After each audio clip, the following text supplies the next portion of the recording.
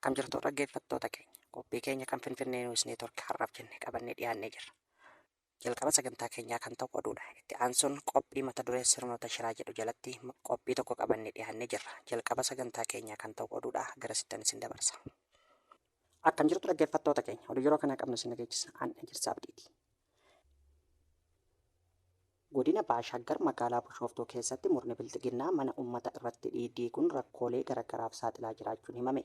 Murni mootummaa bilxiginnaa mana uummataa beenyaa tokko malee irratti diiguun rakkoolee garaagaraaf saaxilee akka jiru jiraattonni magaalichaa maddeeniif himanii jiru.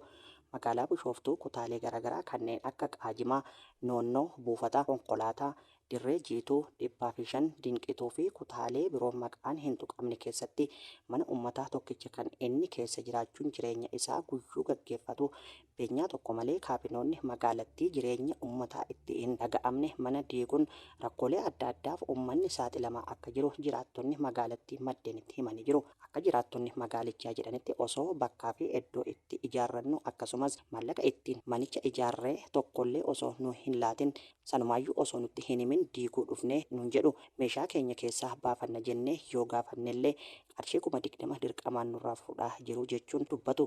Namoota waan kaffalan dhabanis akka doorsisan dubbatanii jiru. Manneen diigamaa jiran kana keessatti haadholii fi daa'imman illee kan jiran yoo ta'u osoo isaan itti boo'anii gara jabeenyummaan mana irratti diiguun keessaa gad godaansanii daandiratti kufanii akka hafan jiraattonni maddeen keenyatti himanii jiru.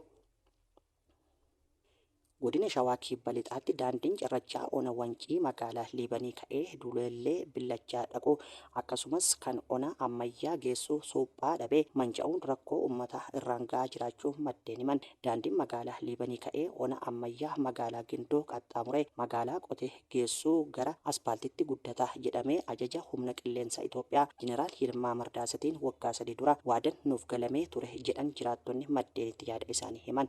Jeneraal Yilmaa Mardaasaa bakka dhaloota isaanii kan ta'e ona ammayyaa dhaqanii dhimma nageenyaa irratti wayitaa uummata mariisisan uummanni gaaffii misoomaa gaafate kan jedhan jiraattonni gaaffilee misoomaa uummanni gaafate keessaa dhimmi ijoon dhimma daandii kana ta'uu himuun Jeneraal Yilmaa Mardaasaa qondaalota mootummaa waliin dhufan waliin daandiin kun gara aspaaltitti yeroo gabaabatti akka guddatu waadaa nuuf galanii turan jedhanii jiru.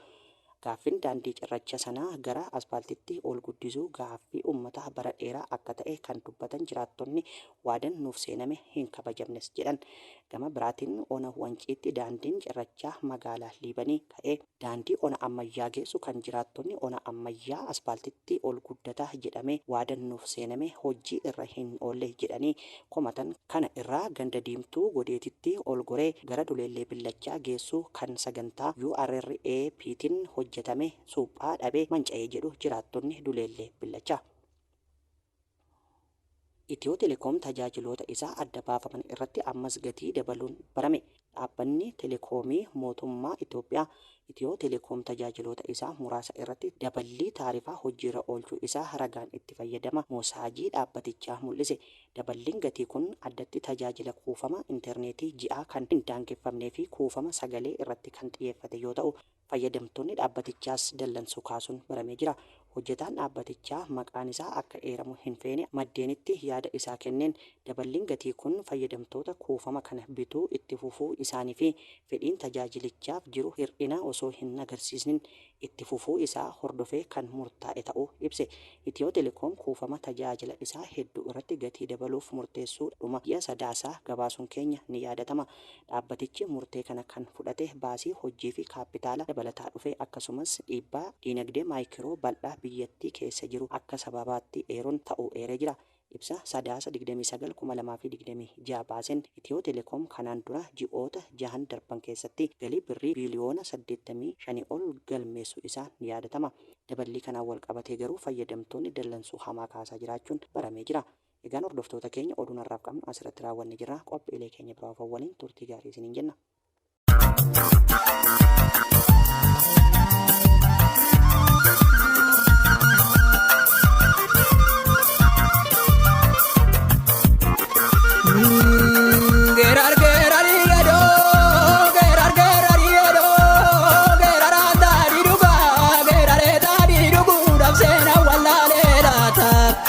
Sirban durba dunga ta diole, sirbe durba dunga chubimo.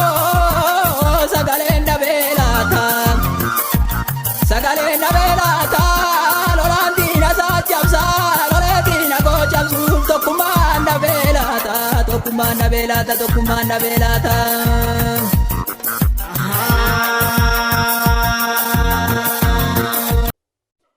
Akkam jirtu hordoftoota keenya kabajamoo.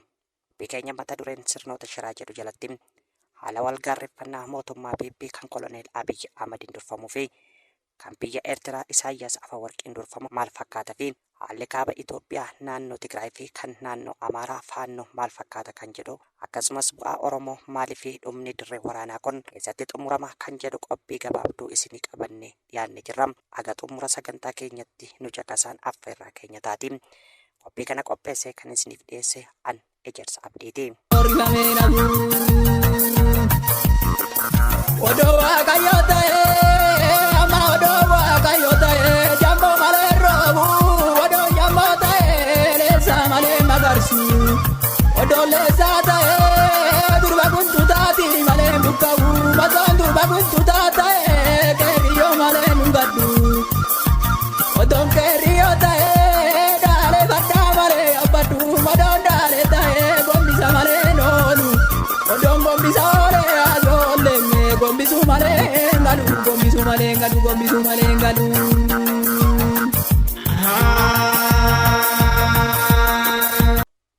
Akkuma beekamu waggoota sadii dura wal waraansi Impaayera Itoophiyaa fi TPLF gidduutti adeemsifamaa turuun ni yaadatama. Lola kana irratti bulchiinsi mootummaa PP mootummaa Eertiraa fi hidhattoota faannoo daboo waammachuun bulchiinsa naannoo Tigraayin dirree lolaa taasisuun lubbuu namoota 500,000 oliin galaafachuun mancaatii qabeenya hammanan jedhamneef sababa ta'ee darbee addunyaatu ragaaba. Haa ta'u malee giddu seentummaa gamtaa Afrikaa fi biyyoota dhihaan mariin hiikamuu fi waliigaltee magaalaa guddoo Afrikaa kibbaa Piriitooriyaatti qaama lamaan gidduutti adeemsifamee tureen xumura argate yeroo gabaabduufis taatu haalli nageenya biyyattii tasgabbii waan argate fakkaachaa kan turedha. Haa ta'u malee yeroo ammaa fedhii ulaa galaanaa mootummaan Itoophiyaa humnaan guuttachuuf deemaa jiru hordofee humni kaleessa Impaayera waliin TPLF waraanaa turan Eertiraa fi hidhattoonni faannoo TPLF waliin michoomuun lola dhaabbataa Impaayera waliin taasisuuf humna waraana isaanii guutummaa guututti naannoo Tigraay fi Amaaraa akkasumas Affaarii fi gama daangaa Suudaaniitiin bobbaasanii wal waraansaaf qophii waan ta'uun fakkaata. Haa ta'uti garuu humni waraana mootummaa PP lola bu'aa hin qabne akka ta'e waan hubateef ajaja fudhachuu diduudhaan wal dhabdeen gidduu isaanitti akka uumame keessa beektonni dubbachaa jiraachuu maddeen gabaasutti argamu. Akka keessa beektonni jedhanitti gareen dhalootan Amaaraa ta'e lolicha loluu akka hin barbaanne fi yoo dhiibee dhufe immoo hidhannoo guutuun garee finxaaleeyyii faannootti makamuuf akka qophii ta'antu dubbatamaa jira. Gareen biraan garee dhalattoota sabaaf sablammii fi uummattoota kibbaa Affaar, Sumaalee, Beenishaangul, Gambeellaa, Sidaamaa fi Hararii yoo ta'an jarri kun gariin yaada garee finxaaleeyyii faannootti makamuuf deemu yoo fudhatan gariin ammoo amanamoo bilxiginnaa ta'uun lolatti seenuu murteessanii jiru.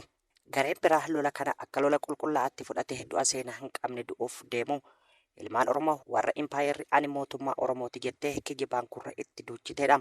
Jarri kun akka garee armaan olitti kaafne lamaanillee ijaaraman qabu. Lafni isaan irraa buufatanii jiraniif loltoonni isaan waliin dirree lolichaatti fe'aman akka waan isaan faayidaa addaa argatanitti warra baala gizee jechuun qollifatu. Amantaa walirraa hin qaban haamilee bu'aa fi abdii dhommooqeen lolatti seenaa jiru. Jarri kun dachee takka ejjetanii hin beekne akkasumas uummata ija qabaaf isa ilaalu gidduu buufatanii jiru. Gabaabumatti lolli amma kaabatti eegalee jiru lola Impaayeraa qofa otoo hin taane wal waraansa hamaa nagaaf tasgabbii biyyoota gaanfa Afrikaa jeequ ta'uu hubachuun nama hin rakkisu. Inumaayyuu mootummaan PP hanqina humna waraanaa muddataa jiru baraaramuuf yeroo amma namoota argaan daandii irraa guuranii mooraa leenjii seensisaa jiraachuu hawaasni irra deddeebiin dubbataa jira. Sirnoonni dhufaa darbaan uummata Oromootti gadi coban takkaa milkaa'anii hin beekan. Bilxiginnaanis kanumatu muddachaa jira. Uummata Oromoo ajjeesaa, hiriirsaa, qe'eef qabeenya isaarraa buqqisaa nagaa argachuu waan hin danda'amne. Dhiigniif lafeen ilmaan Oromoo qaalii gara laafina tokko malee loltuu faashistii Impaayera Itoophiyaan dachee Oromiyaa gubbaatti cabee lola'ee akkasumas lubbuun Oromootaa kumaatamaan haala sukkaneessan dhume har'a ga'ee jira. Egaan dhumarratti dhaamsi keenyas lolli mootummaan Itoophiyaa bara dhufaa darbaa olloota biyyattii fi keessoo biyyattii keessatti taasisuun Oromoof miidhaa malee bu'aa waan argamsiisu kan hin taane ta'uu sirnoota darban irraa barachuun barbaachisaadha jenna. Inni ammaa kunis xumurri isaa dachee Oromiyaa ta'uu waan hin oolleef ilmaan Oromoo qulqulluu lola kanaan aarsaa lubbuu kaffaluu akka hin qabneef gartuuleen siyaasa Oromoos mooraa qabsoo bilisummaa Oromoo gabbisuu qofatu furmaata dhaamsa keenya dhumaati. Dira gara megani, dira gara megani, dira gara megani.